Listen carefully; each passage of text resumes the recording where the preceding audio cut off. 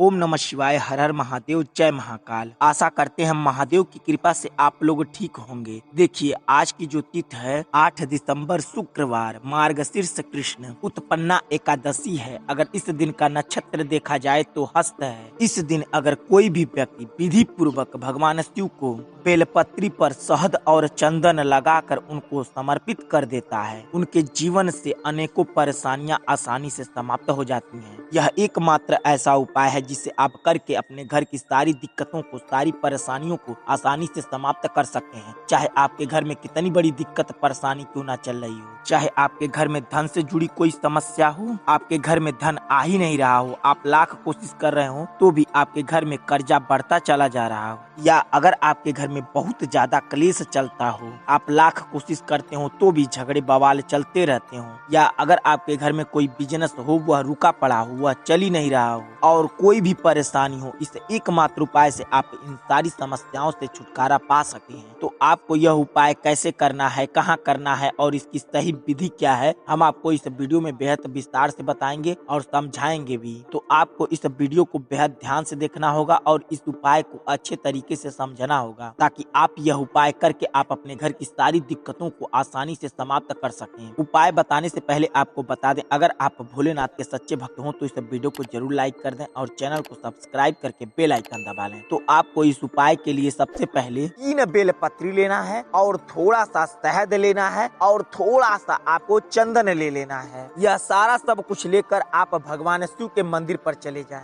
इस बात का बेहद ध्यान दें, शिव मंदिर जो आपके घर से सबसे नजदीक हो उसी शिव मंदिर पर जाना है और उसी शिव मंदिर में जाना है जिस शिव मंदिर का प्राण प्रतिष्ठा हो चुका हो। अब यह प्राण प्रतिष्ठा क्या होता है हम आपको कई सारी वीडियो में बता चुके हैं, तो आपको नीचे डिस्क्रिप्शन में दिए हुए लिंक को देख सकते हैं, उसमें समझ सकते हैं आप प्राण प्रतिष्ठा क्या होता है। फिर भी हम आपको संक्षिप्त में बता देते हैं कि प्राण प्रतिष्ठा क्या होता है। प्राण प्रतिष्ठा जब कभी भी मंदिर की स्थापना होती है, तो जब उसमें मूर्ति बैठाया जाता है तो सबसे पहले उस मूर्ति में प्राण प्रतिष्ठा की जाती है, उसके बाद उस मंदिर में पूजा पाठ होता है। इसलिए हम आपको कहते हैं कि उसी मंदिर में जाएं जिस मंदिर में प्राण प्रतिष्ठा हो चुका हो। आप जब मंदिर पर जाएं तो सबसे पहले घंटी को 3 बार बजा लें और हर हर महादेव का नारा 1 बार लगा लें। इतना सब कुछ करने के बाद आप जब जाएं शिवलिंग के सामने बैठें तो इस बात का बेहद ध्यान रखें कि जब शिवलिंग के सामने बैठा जाता है तो किस दिशा में मुख करके बैठा जाता है, क्योंकि आपको पूजा पाठ वहाँ करना है। तो कई भाई बंधु और माता बहनों को पता नहीं होता है, तो वो लोग जाती हैं, जैसे जाती हैं वैसे पूजा पाठ करके चले आती हैं, पर आपको इसका विशेष ध्यान देना है। आप जब कभी भी शिव मंदिर पर जाएं तो शिवलिंग के सामने बैठें तो आपका मुख उत्तर पूरब के बीचों बीच होना चाहिए, या तो इस दिशा में बैठने की जगह ना हो तो आपका मुख बिल्कुल पूरब की दिशा की ओर होना चाहिए। हाँ, एक बात आपको बता दें, जब कभी भी आप भगवान शिव के मंदिर पर जाएं तो लोटे में जल लेकर जरूर जाएं, चाहे आप कुछ चढ़ाने के लेकर जाएं या न जाएं, पर लोटे में जल होना चाहिए।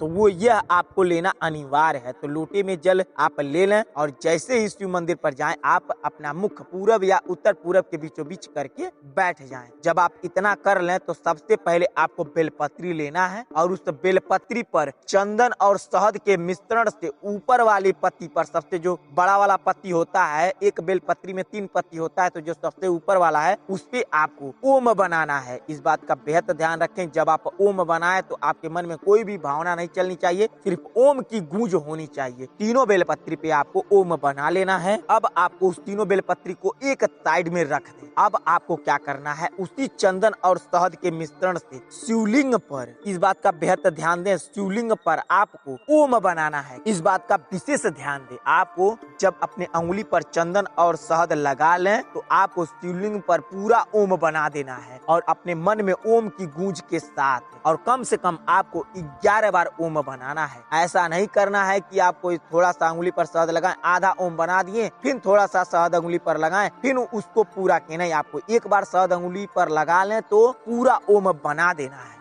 कम से कम आपको 11 बार ओम बनाना है। इतना सब कुछ करने के बाद अब आपको एक बेलपत्री उठाना है और दोनों हाथों के बीच में रख कर आपको 11 बार ओम नमः शिवाय का जाप करना है और अशोक सुंदरी की जगह पहली बेलपत्री रख देनी है। अब आपको दूसरी बेलपत्री उठाना है, ओम नमः शिवाय का जाप करके आपको शिवलिंग के ऊपर एक बेलपत्री रख देनी है। अब तीसरी बेलपत्री जब आप लें तो आप दोनों हाथों के बीच में रख कर ओम नमः शिवाय शिवाय बोलना है, फिर उसके बाद अपना नाम बोलना है, फिर ओम नमः शिवाय बोलकर जलधारी के बिल्कुल सीधाई पर रख देना है जहाँ जल गिरता है। कैसे आपको बोलना है, जैसे बोलना है ओम नमः शिवाय, अपना नाम लेना है, फिर ओम नमः शिवाय और कम से कम आपको 7 बार ऐसे जप कर जलधारी के बिल्कुल सीधाई पर बेलपत्र रख देना है। अब आपको क्या करना है, अब लोटे का जल उठाना है और लोटे का जल पहली धार अशोक सुंदरी की जगह से जल गिराना शुरू करना है और धीरे धीरे शिवलिंग के ऊपर ले जाना है। और इस बात का